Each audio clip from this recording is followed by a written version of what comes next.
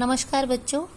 आज कक्षा 8 में हम वसंत पुस्तक में से अध्याय नंबर 14 का अध्ययन शुरू करने जा रहे हैं, जिसका नाम है अकबरी लोटा।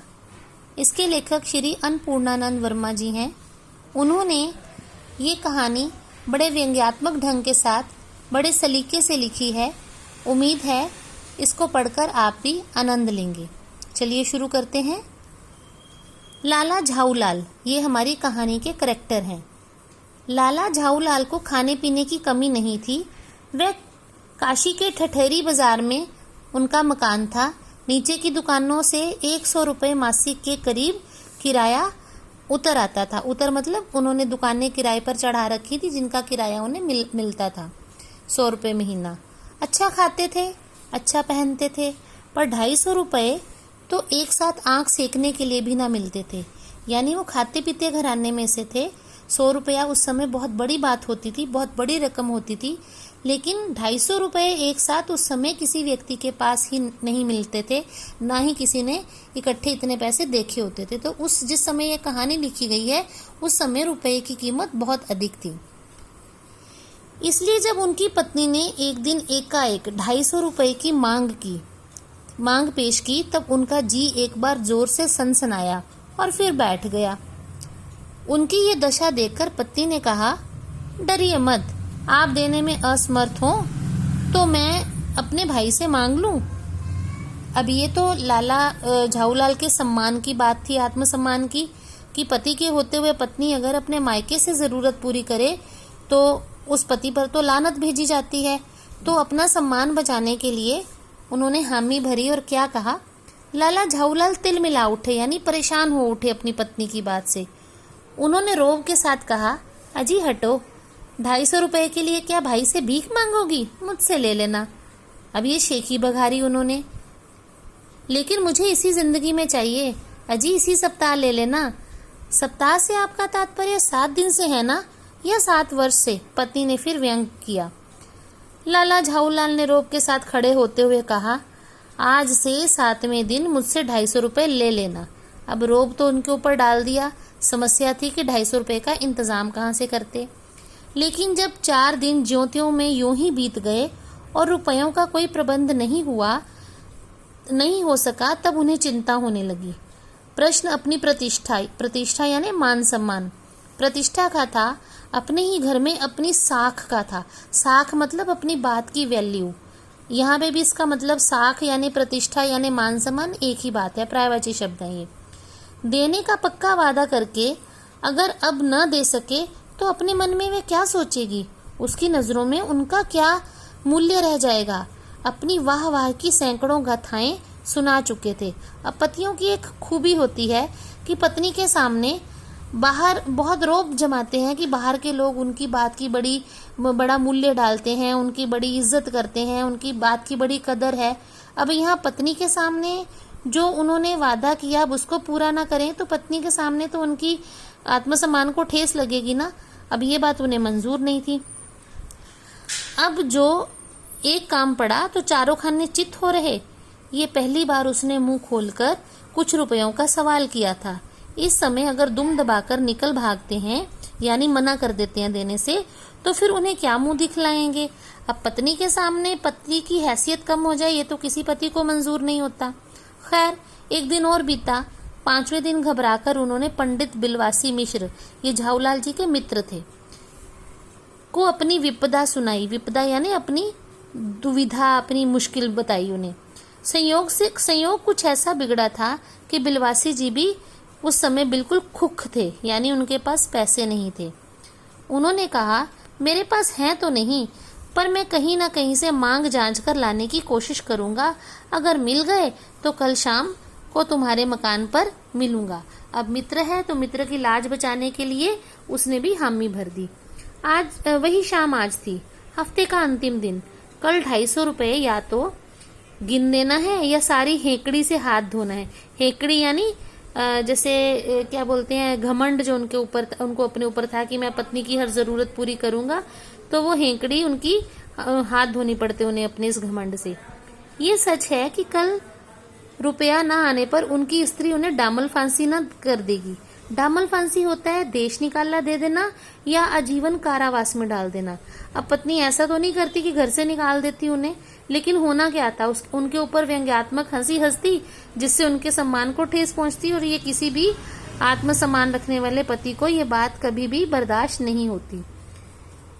केवल जरा सा हंस देगी, पर वह कैसी हंसी होगी, कल्पना मात्र से ही झाऊलाल को मरोड़ पैदा हो जाती थी, यानी उनका दिल घबरा जाता था। आज शाम को पंडित विलवासी मिश्र को आना था, यदि ना आए तो, या कहीं रुपए का प्रबंध ना कर सके तो। इसी उधेड़बुन में पड़े लाला झाऊलाल छत पर टहल रहे थे। उधेड़बुन होता है शंका में पड़े हुए, जब आपका मन विचलित होता है, आपको समझ नहीं आती कि क्या होगा, काम बनेगा नहीं बनेगा, तो वो जो आपकी मनोस्थिति होती है उधेड़बुन की, आपका जो मन है वो कई आशंकाओं से भरा होता है, तो वो स्थिति उधेड़बुन की कहलाती है। कुछ प्यास मालूम हुई, उन्होंने नौकर को आवाज दी। नौकर नहीं था, खुद ही उनकी पत्नी पानी लेकर आई। वह पानी तो जरूर लाई, पर गिलास लाना भूल गई थी।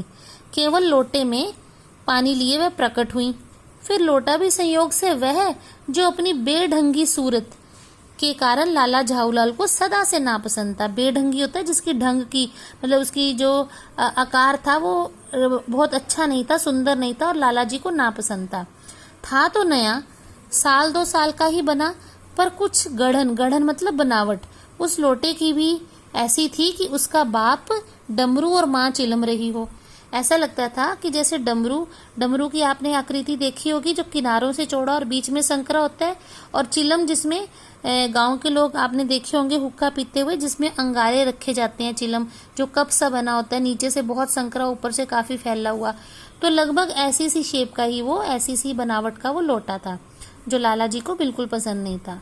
लाला ने लोटा ले लिया, बोले कुछ नहीं, अपनी पत्नी का अदब मानते थे। अदब यानी उनकी इज्जत करते थे, सम्मान करते थे।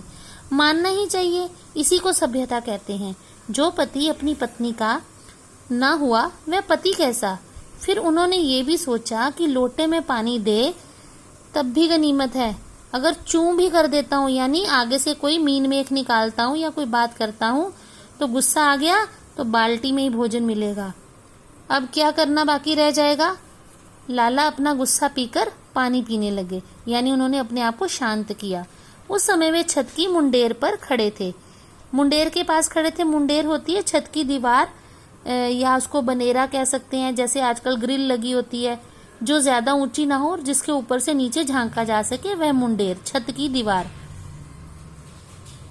जिन बुजुर्गों ने पानी पीने के संबंध में ये नियम बनाए थे कि खड़े खड़े पानी ना पियो, सोते समय पानी ना पियो, दौड़ने के बाद पानी ना पियो, उन्हें पता नहीं ये नियम भी बनाया था कि नहीं कि छत की मुंडेर के पास खड़े होकर भी पानी ना पियो। जान पड़ता है मतलब ऐसा लगता है कि इस महत्वपूर्ण विषय पर लोगों ने कुछ कहा ही नहीं है। लाला झाऊलाल मुश्किल से 1-2 घूंट पी पाए होंगे कि ना जाने कैसे उनका हाथ हिल उठा, लोटा छूट गया। अब लोटे ने दाएं देखा ना बाएं, वह नीचे गली की ओर चल पड़ा, यानी गिरने लगा। अपने वेग से उल्का को भी लजाता हुआ आंखों से ओझल हो गया। अब उल्का पिंड जो होते हैं वो पृथ्वी की गुरुत्वाकर्षण आकर्षण शक्ति के बाहर ब्रह्मांड में घूमते रहते हैं, चट्टानों के टुकड़े होते हैं, और जब किसी ग्रह की ग्रेविटेशन पावर जो है गुरुत्वाकर्षण शक्ति के अंदर आते हैं तो बड़े वेग से, बड़ी गति से गिरते हैं, तो उनकी स्पीड बहुत तेज होती है, उनकी गति बहुत तेज होती है, उन्हें उल्का पिंड कहा जाता है। तो यहाँ उसके साथ लेखक ने तुलना की है लोटे के नीचे गिरने की स्पीड की, कि वो उल्का से भी अधिक गति से नीचे गिर रहा था।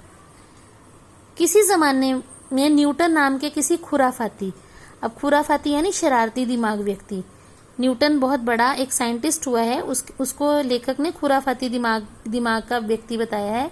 न्यूटन नाम के किसी खुराफाती ने पृथ्वी को आकर्षण शक्ति नाम की एक चीज इजाद की थी। इजाद मतलब आविष्कार किया था।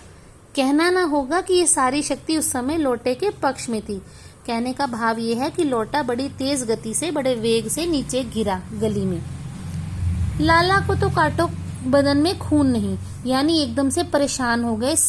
जैसे होता है कि एकदम से सुन्न हो जाना, जब व्यक्ति किसी गहरे सदमे में होता है ना अचानक से किसी कारण, तो उसका रंग पीला पड़ जाता है, काटो तो बदन में खून नहीं, यानी उनका रंग पीला पड़ गया। ऐसी चलती हुई गली में ऊंचे से तिमंजिले से भरे हुए लोटे का गिरना हंसी खेल नहीं। अब 3 मंजिला उनका घर था।